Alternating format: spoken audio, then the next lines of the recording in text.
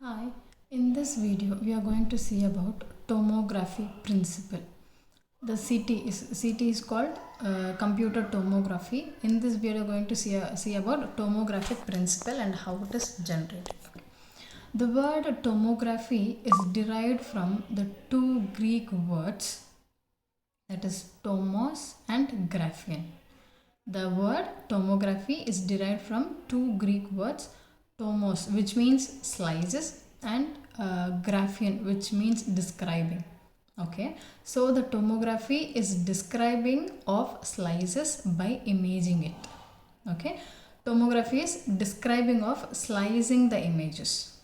Okay, tomography is a radiographic technique that selects a level in the body and blur out structures below and above the plane, leaving a clear image of this selected anatomy. Okay, tomography is a radiographic technique that selects a level of the body and blurs out the structure. Okay, and blurs out the structure and above that plane, leaving a clear image of this selected anatomy. Which part we are going to select? It will select the part of the body, and first it will blur out the structure, and then it will be giving out the clear image of that structure. Okay, tomography concerned with layer rather than planes. Tomography is concerned with layers rather than planes. It will concentrate more on the layers, not on the planes. Okay. Okay. Need of tomography. Why we need tomography? As we know that tomography records cross-sectional image of a selected layer. Okay.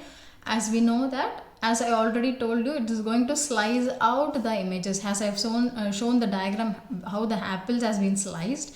In that the way the tomographic principle has been followed. Okay, we know that tomography records cross-sectional image of selected layer. So by using tomography, we can evaluate the abnormalities of that cross section. Okay, that is usually superimposed by underlying and overlying structures in general radiography. Okay, as I already told you, tomography records the cross-sectional image of selected layer, and by using tomography, we can evaluate the abnormalities of that cross-section. Okay, that is using superimposed by underlying and overlying structures, which is particularly imposed on the structure, and we are going to identify the underlying structure and overlying structures in the general radiography. Okay, if we want to see the debris of potato, okay, we have to cut it into different slices. Same in tomography. If we want to see any underlying abnormalities, then we have to do a image. We have to image the cut section. Okay, as I told you, the cross how the apples has been cut in that and in that method, even the potatoes can also be sliced in that way. So we are going to slice the image, particular image, what we are going to concentrate more on it. We are going to slice according to that, and we are going to find the abnormalities in that. Okay. A brief history of tomography invention. It is an sobering thought that nearly 55% of what is done in radiology today did not exist 20 years ago. That is exactly right. Why? Because 55% of radiography done now is not been existed 20 years before. Okay, there are now MRI. We have no MRI and no ultrasound or CT. 20 years before, we don't have MRIs, ultrasound scans and CTs. But now in this generation we are using MRIs, ultrasound scans and CT scans. Since the introduction of radiology in medicine, a need to see beyond two-dimensional images was gradually increased. The first gradually increasing. Okay, two-dimensional image structure has been gradually increasing. The first approach was to view orthogonal radiography and makes a mental 3D perceptions. First, we are going to concentrate more on orthogonal radiographies, which makes a mental 3D perceptions. But real major breakthrough was tomography, which is also called plane graphy or body section radiography. Okay, here we can see after 20 years, after that we are in the radiography in medicine has been introduced to perform the two-dimensional image structure. After that, we are entering into a major break, that tomography, which is also called as plane graphy or a body section radiography. Okay. Next, the origin of tomography cannot be attributed by any persons, but the major credit goes to Jean Kiefer, who developed a radiological technologist in US, who developed the special radiographic technique to demonstrate a form of TB that he had in 1928. Okay, the origin of tomography. Tomography has been originated by Jean Kiefer.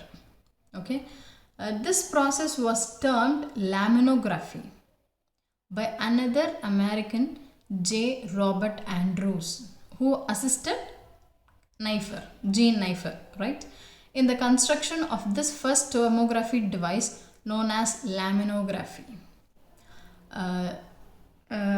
Another tomography, which is before termed as laminography, who named it as tomography, is that American J. Robert Andrews, who assisted Kiefer.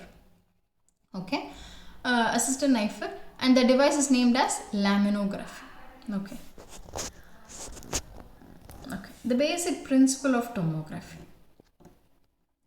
What is the basic principle of tomography is that if there is synchronous movement between either of two among the three, that is the patient, X-ray tube or an image perceptor, then there is blurring of image causes. Okay, mainly we are going to concentrate more on the two things, that is two things, that detector, we can call it as detector, and then receptor. Okay, and what we are going to receive and what we are going to detect and what we are going to receive is that the patient's image, whether it can be a blurred image or it can be a clear image. Okay, while movement or only one thing is A is constant, that is a Flercum 3 point of, I have shown you in the diagram. Flercum, we have 3 points. 3 point of the tomographic equipments and the planes which possess their point is well demonstrated, as I have showed you. 3 points. Okay. Next, it is also results blurring of image of that structure which lies above or below that plane. I have told you the Flercum point is that the Flercum point is a center point where the detector, we have two detectors and two receivers. Detector and receiver point joins in a particular point is called Flercum point. When this Flercum point has not below or above the plane, we'll have a blurring in the images. That results in blurring in the images. Okay. Now, the synchronized movement can be achieved by any of the following methods. For synchronizing the images, we are going to follow the following methods. The film remains stationary while the X-ray tube and the patient moves. The film, the receiver, becomes stationary when the X-ray tube and the patient moves. The X-ray tube remains stationary while the film and the patient moves. Third point is that the patient remains stationary while the X-ray tube and the film moves. This is the most accepted technique used. When one is constant, another two will be moving. Fine. This is the main concept. When film is constant, tube and patient will be moving.